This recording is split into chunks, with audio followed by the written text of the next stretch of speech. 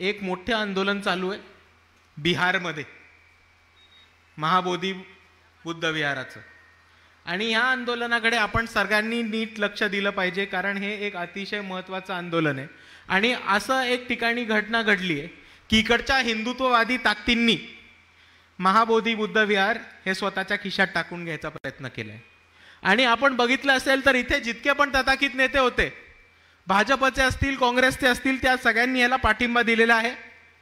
आणि दुसऱ्या बाजूला आपण जर समजून घेतलं तर आपल्या सर्वांना एक गोष्ट प्रामुख्याने कळेल की महाबोधी बुद्ध विहारामध्ये जितका प्रयत्न भाजपने ती बुद्ध विहार स्वतःच्या खिशात टाकून घ्यायचा प्रयत्न केलाय, तितकाच प्रयत्न काँग्रेसनी सुद्धा केलाय. कारण जो BMT ऍक्ट होता, ज्या ऍक्ट खाली महाबोधी बुद्ध विहार इकडे आपल्या हातातनं सुटलं, बौद्धांच्या हातातनं सुटलं, तो ऍक्ट, तो न्याय काँग्रेसच्या काळामध्ये आलेला, हे आपण सर्वांनी विसरला नाही कामा, हे आपल्या सर्वांना विनंती करतो. त्याचबरोबर चालू करताना सर्वात पहिले ज्या ज्या लोकांनी आता पक्षामध्ये प्रवेश घेतलाय त्या सगळ्यांचं मी वंचित बहुजन आघाडीमध्ये आपल्या सर्वांच्या टाळ्यांच्या गडगडांमध्ये स्वागत करतो. एकत्र काम करूयात, लढूयात आणि इंशाअल्लाह जीतेंगे. दुसऱ्या बाजूला आजच्या या कार्यक्रमाचं ज्यांनी आयोजन केलं त्या आयोजकांसाठी एक मोठा टाळ्यांचा गडगडाट होऊन जाऊ देत. खूप वर्षानंतर, खूप महिन्यानंतर, लोकसभानंतर, विधानसभेनंतर बार्शीमध्ये एवढा मोठा कार्यक्रम घेतलाय. 5 दिवस पावसाची शक्यता होती तरी एवढी मोठी गर्दी इकडे उभी करून दाखवली आहे. आणि परत एकदा या पश्चिम महाराष्ट्राला दाखवून टाकले की तुम्ही वंचित बहुजन आघाडीचं नामो निशाम मिटवू शकत नाही म्हणजे नाही. आणि मित्रांनो, आपल्या समोर बोलायला बरेच मुद्दे आहेत, आपल्या समोर बोलायला बरेच प्रश्न आहेत, पण मी काही ठराविक मुद्देच आपल्या सर्वांसमोर मांडणार आहे. आणि ते खास करून या सोलापूर जिल्ह्यामध्ये मला मांडायला आवडते. आपल्या सर्वांना माहिती आहे की आंबेडकरवादी चळवळीचा खूप मोठा इतिहास राहिलेला आहे हा सोलापूर जिल्ह्यामध्ये. बाबासाहेबांचा अस्थिविहार सुद्धा आपल्या सोलापूर जिल्ह्यामध्ये आहे. पण आपल्याला एक गोष्ट विसरता कामा नये की आजपर्यंत जेव्हा जेव्हा एक आंबेडकरवादी नेता या सोलापूर जिल्ह्यामध्ये किंवा पश्चिम महाराष्ट्रामध्ये उभा राहिला तेव्हा त्याच्या पाठीत खंजीर खुपसण्याचं काम इकडच्या प्रस्थापितांनी केलं आहे, आपण समजून घ्या. 2019ची निवडणूक असेल, त्याच्या आधीच्या निवडणुका असतील, जितके कितके आंदोलन आपण उघडले असतील, प्रत्येक आंदोलनामध्ये इकडे प्रास्ताविक समाजाचा, मराठा समाजाचा, राष्ट्रवादी काँग्रेसचा, भाजप, शिवसेनेचा एक माणूस येतो आणि आपल्या पाठीत खंजीर खुपसायचा प्रयत्न करतो, हे आपण सगळ्यांनी समजून घ्या. आणि महाबोधी बुद्ध विहार बरोबर पण हेच झाले. आपण जर बघितलं असेल तर अख्ख्या भारतात भारतीय बौद्ध महासभा हीच एक अशी संघटना आहे ज्यांनी महाबोधी बुद्ध विहारवरती आंदोलन केलं. बाळासाहेब आंबेडकर एकमेव नेता आहेत जे महाबोधी बुद्ध विहारला जाऊन आंदोलन करून आले. बाकी कोणी आवाज उचललेला नाही. एकही माणूस दिसतो आपल्याला आवाज उचलताना नाही. नरेंद्र मोदी बिहारच्या प्रचारासाठी बिहारमध्ये गेले, पटनामध्ये गेले. बिहारच्या निवडणुकीसाठी राहुल गांधी बिहारमध्ये गेले. आपण त्या दोघांनाही महाबोधी बुद्ध विहाराला जाताना बघितलं का? नाही. कारण हे दोघं नकली आंबेडकरवादी आहेत, हे दोघं पक्के ब्राह्मणवादी आहेत. आणि आपल्याला खोटा आंबेडकरवाद नको, आपल्याला बाबासाहेबांनी दिलेला सच्चा आंबेडकरवाद पाहिजे. आपण मुद्दा समजून घ्या मित्रांनो. आपण सर्वांनी राहुल गांधीला प्रचाराला बघितलं असेल, सोलापूरमध्ये आले होते, उस्मानाबादमध्ये सुद्धा आले होते. आणि हल्ली बघितलं असेल तर नवीन त्यांचं एक फॅशन चालू झाली, सगळीकडे निळा टी-शर्ट घालून जातात, बघितलंय का? पण मित्रांनो, तुम्ही याला फसू नका. तो निळा टी-शर्ट काढला तर त्याच्या आतमध्ये तुम्हाला 100% एक जाणवं मिळेल. हा इतिहास तुम्ही विसरू नका. जनेऊधारी आदमी कितना भी नीली चादर ले ले, वो जनेऊधारू ही रहेगा, वो याद रखना आप. आणि हेच इकडे झाले. कारण आपण बघाल तर आपण सर्वांनी एक मोठी चळवळ उभी केली होती, आपण सर्वांनी एक मोठा लढा उभा केला होता. आणि या महाराष्ट्रातच नाही तर अख्ख्या जगामध्ये बाबासाहेब आंबेडकर आणि आंबेडकरवाद ह्या नावाची एक चळवळ उभी केली होती आणि तिकडे सगळ्यांच्या धास्ती भरली होती. एवढंच नाही तर आपल्या चळवळीची इतकी धास्ती भरली होती की आपल्या जे देशाचे होम मिनिस्टर आहेत त्यांची एक दिवशी फाटली आणि ते म्हटले की अभी आंबेडकर आंबेडकर आंबेडकर का फॅशन हो गया है, आणि फॅशन झालं म्हणून राहुल गांधींनी निळा टी शर्ट घालणं चालू केलं. ही वस्तुस्थिती आपण समजून घ्या. पण ही तीच काँग्रेस आहे ज्यांनी बाबासाहेबांचा पराभव केला होता. ही तीच काँग्रेस आहे ज्यांनी बाळासाहेबांचा पराभव केला होता.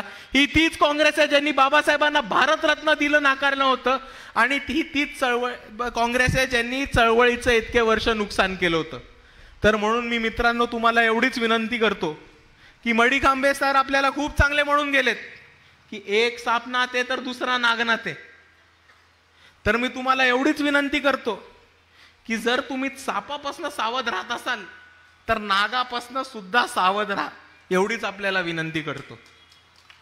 आणि आपण सोलापूरचीच गोष्ट बघू. सोलापूरमध्ये सुद्धा काही वेगळं नाही झालं. आपल्या सर्वांना आठवत असेल की भीमा कोरेगावचे जे हल्लेखोर होते, एक दहशतवादी आहे, भिडे नावाचा म्हातारा आहे खालचा. तो भिडे नावाचा म्हातारा जेलमध्ये असता. तो जेलमध्ये का नाहीये? कारण काँग्रेसच्या लोकांनी त्याला साक्ष दिली की मनोहर भिडे आमच्या कार्यक्रमाला होते म्हणून ते भीमा कोरेगावच्या दंगलीमध्ये नव्हते. बाळासाहेबांनी बरोबर अडकवला होता. आज तो म्हातारा जेलमध्ये असता. पण नुसतं काँग्रेसच्या लोकांनी त्याच्या बाजूची गवाही दिली आणि सफाई दिली म्हणून भीमा कोरेगावचे हल्लेखोर बाहेर राहिलेत हे आपण विसरू नका. दुसऱ्या बाजूला मला एक गोष्ट सांगायची. बऱ्याच मोठ्या प्रमाणामध्ये मुसलमान आहेत. इथे मुसलमानांमध्ये 2-3 लोकांनी बोललं की मस्जिद आपल्याला बाबासाहेबांनी बांधून नाही दिली तरी बाबासाहेबांनी मस्जिद बांधायचा अधिकार दिला आणि ह्याच्या पुढे मस्जिदींचे संरक्षण करण्याचं काम वंचित बहुजन आघाडी करत राहील. पण आपण इतिहास नका विसरू. सोलापुर में आज तक सिर्फ एक ही बार मस्जिद पे हमला हुआ है. सोलापुर की इतिहास में आज तक सिर्फ एक ही बार मस्जिद पे हमला हुआ है.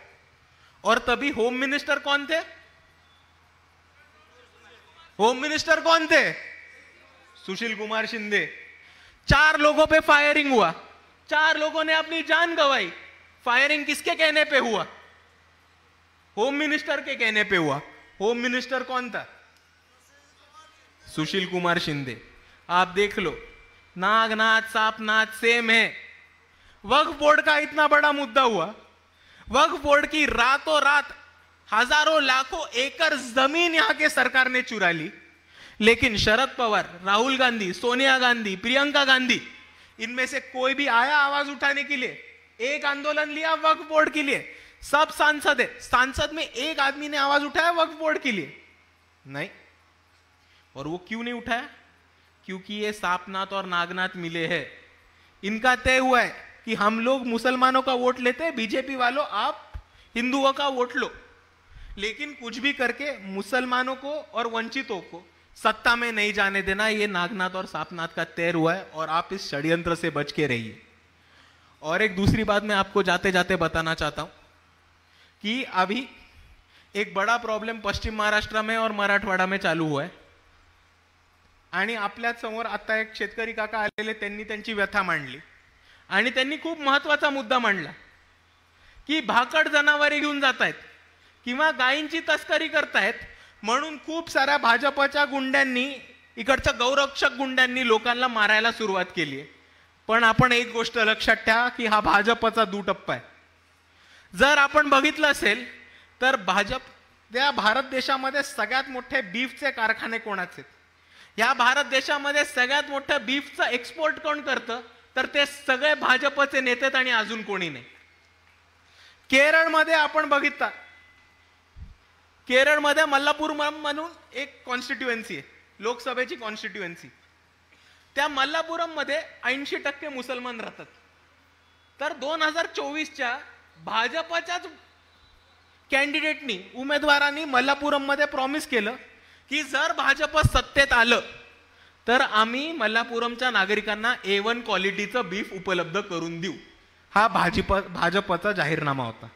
आपण ह्यांचा दुटप्पीपणा बघा. एका ठिकाणी ते मुसलमानांना मारतात, व्यापाऱ्यांवरती हल्ला करतात, जे ट्रान्सपोर्टचं काम करतात त्या पोरांची हत्या करायचा प्रयत्न करतात, भारत देशामध्ये अख्खं एक मॉब लिंचिंगचं षडयंत्र उभं करतात आणि दुसऱ्या बाजूला बीफ विकून गायीची तस्करी करून सगळ्यात जास्त पैसे कोण कमवतात? तर हे भाजपच वालेत. पण ह्या भाजपचा पर्दाफाश आपल्या काकांनी खूप सुंदरपणे केलेला आहे. त्यांनी येऊन एक प्रामुख्याने वक्तव्य केलं की बीफ किंवा भाकड जनावर न विकण्याचा जो त्रास होतो तो सगळ्यात जास्त त्रास कोणाला होतो? तर तो इकडच्या शेतकऱ्याला होतो. आता आपण सर्वांनी एक गोष्ट समजून घ्या की ताजं दूधचं जनावर कोण कत्तलखान्याला विकतं का? कोण ताजं दूधचं जनावर कधी कत्तलखान्याला विकतं का? आजारी किंवा भाकड जनावरच विकतं. आणि जर एका शेतकऱ्याला एका आजारी किंवा भाकड जनावराची देखभाल परवडत नसेल तर त्या देखभालीचा खर्च इकडे येऊन मोहन भागवत उचलणार आहेत का? आणि म्हणून मी परत RSS वाल्यांना म्हणतो की गौ तस्करीवरती आणि गौ हत्या बंदीवरती हात घाला जर तुम्ही भाकड जनावर सांभाळायच्या हिम्मतीचे असाल तर.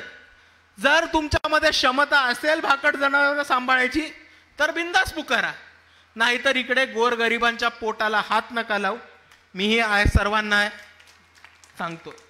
आणि त्याचबरोबर इकडे जे मुसलमान बांधव आहेत त्यांना मी एक गोष्ट सांगू इच्छितो की खाने पे राजनीति करना, फूड पे पॉलिटिक्स करना ये हिंदुत्ववादी की पुरानी चाल है, लेकिन हम उसमें फंसने वाले हैं क्या?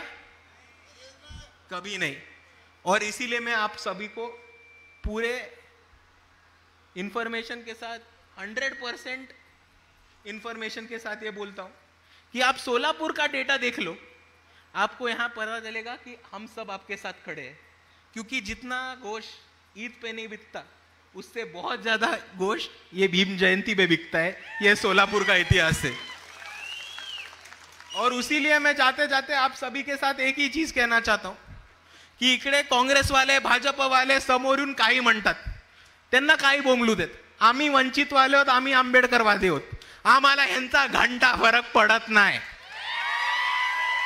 आमचं स्टेज बघा, आमच्या स्टेजवरती तुम्हाला मुसलमान बांधव दिसतील, मराठा बांधव दिसतील, कुणबी बांधव दिसतील, वंचित बहुजन समाजातला बांधव दिसतील, बौद्ध बांधव दिसतील. आमचं स्टेज बघा, तुम्हाला तिकडे अण्णाभाऊंचा फोटो दिसेल, छत्रपती शिवाजी महाराजांचा फोटो दिसेल, छत्रपती शाहू महाराजांचा फोटो दिसेल, बाबासाहेबांचा फोटो दिसेल आणि त्याच्या शेजारी हजरत टिपू सुलतानांचा सुद्धा फोटो दिसेल. आणि ही आंबेडकरवादाची ताकद आहे. तुम्हाला जे करायचे ते करा, आम्ही तुमच्या बापाला सुद्धा घाबरत नाही. पण इकडे एक माणूस आहे जो कोणाला तरी बापाला घाबरतो आणि त्या घाबरट माणसाचं नाव आहे पंतप्रधान नरेंद्र मोदी. कारण आपण मुद्दा बघा, 2014 नंतर हम मुसलमानों को ये करेंगे, पाकिस्तान को तोड़ देंगे, पाकिस्तान में मिसाइल गिरा देंगे, पाकिस्तान में बॉम्ब गिरा देंगे. तिकडनं एक तात्या ट्रम्पचा फोन आला तर नरेंद्र मोदी गायब.